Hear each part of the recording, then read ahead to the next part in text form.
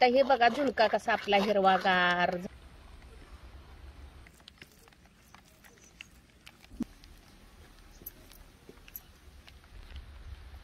बाळांनो बरायचा का, खाऊन पिऊन ठणठणीत राहावा आणि स्वतःची काळजी घ्या.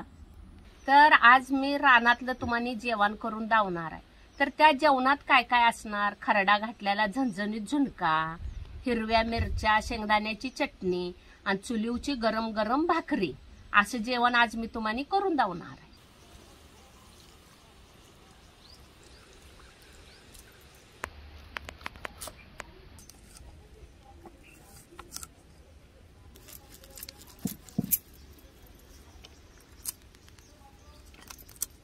आता भाकरी संग खायला शेंगदाण्याची मिरचीची चटणी आता करून मी तुम्हाला दावणार आहे.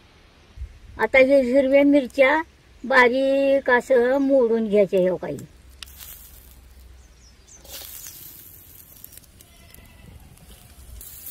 आता शेंगदाणे थोडं टाकायचं. आता मिरच्या बरोबर शेंगदाणं मिरच्या चटा चटा चटा चटा आता भाजून घ्यायच्या. आता लसणाच्या सुद्धा 8-10 फाकड्या टाकून घ्यायच्या. आता जिरे 1 चमचा टाकून घेऊया. आता कोथिंबीर जरा टाकून घेऊया.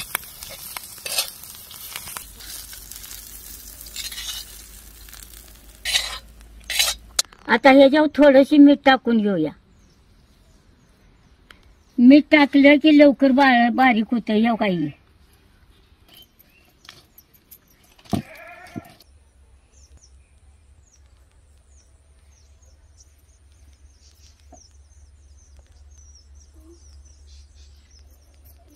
आई शेंगदाण्याची चटणी करायला लागल्या तोपर्यंत आपण इकडे झुणका करून घेऊया.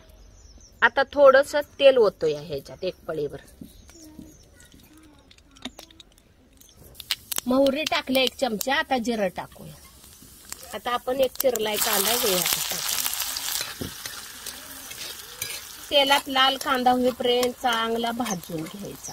नाहीतर कच्चा कांदा राहिला की झुणक्या संग कार कार कार लागतो. म्हणून का नाही चांगला तेलात कांदा भाजून घ्या. त्या मिरच्या मी भाजून बारीक केल्यात आणि ह्याच्यातच लसूण बारीक करून घेतलाय 5-6 कुड्या.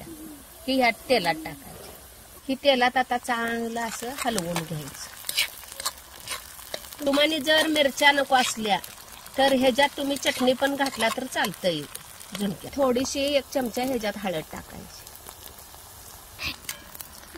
थोडस पाणी घालायचं.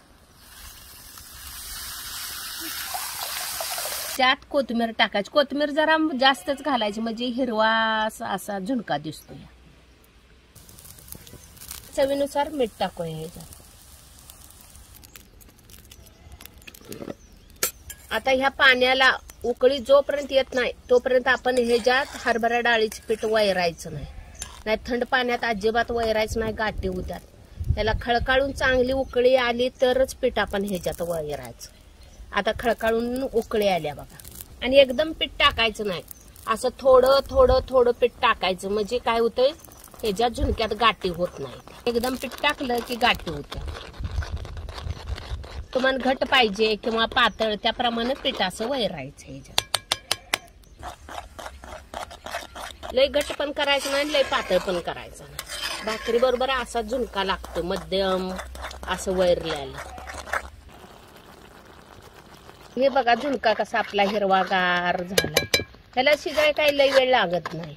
1-2 मिनिटात ही झुणका होतो ना. असं जरा जरा पीठ घेऊन वैरलं का नाही गाठी पण होत नाही. त्यांना एकदम पीठ टाकलं की ह्याच्यात गाठी होते. म्हणून थोडं थोडं थोडं पीठ घ्यायचं आणि वैरायचं पाण्याला उकळी आल्या.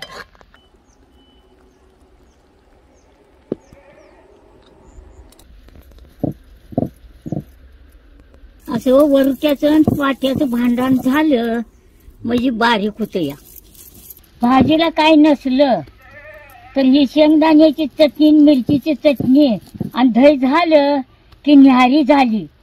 कुठल्या भाजीची सुद्धा गरज लागत नाही, काय नाही. आणि चवीला लागते. खरडा दही, दही खरडा भाकरी खाल्ली की सकाळपारी न्याहारीला खाल्ली की गरगरीत होते. तांब्याभर पाणी पेले की डर करून डोकूर देत या. आता घरात का नाही करून बघा कशी चवीला लागते ती. आता ही चटणी बारीक झाल्या बघा. वरुट्याचे आणि पाट्याचं भांडण लागलं की चटणी बारीक होती ना. वर्ण फिरवली की मग काही चटणी बारीक होत नाही. तर ही चटणी मातीच्या भांड्यात जर ठेवली तर 10-12 दिवस काही सुद्धा होत नाही. काय त्याला भुरा येत नाही, कांबाट होत नाही, काय नाही. खरडा घालून झुणका झाला, हिरव्या मिरच्याची शेंगदाण्याची चटणी झाली. आता चुलीवर गरम गरम भाकरी करून घेऊया. उतवणी आल्या, आपण आता हे पिठात ओतून घ्यायचं.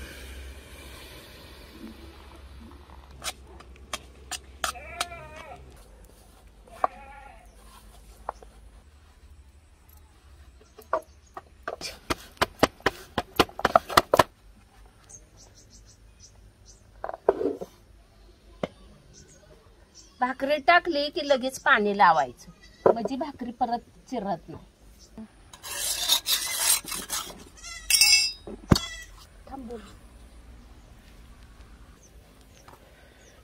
आता ही कशी भाकरी भाजल्या बघा.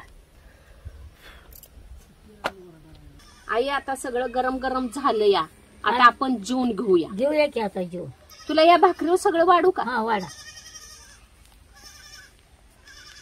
आता ह्याच्यावर थोडासा झुणका घालतो.